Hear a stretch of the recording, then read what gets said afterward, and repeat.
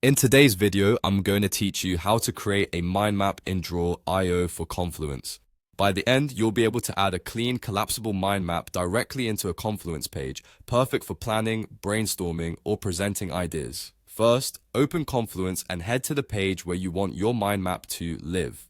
Make sure you're in the editor, not just viewing the page. If you see the editing toolbar at the top, you're in the right place. This is important because we're about to insert a macro, and that only works in edit mode.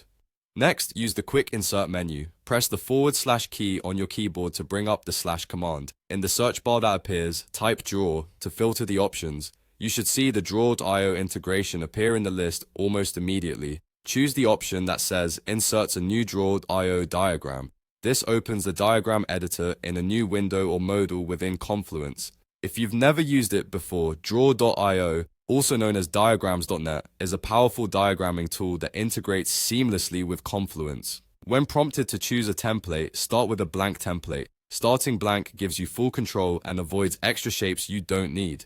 Confirm your choice and you'll land on a clean canvas ready for your mind map. Look over to the left panel where the shape libraries live.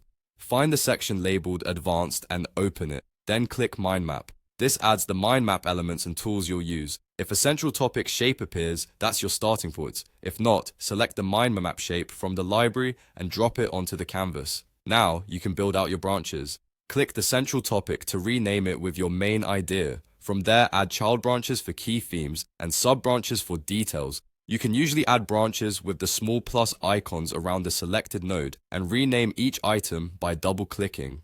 The great thing about mind maps in Draw.io is that branches can expand and collapse, so you can keep the big picture tidy while still storing all the detail underneath.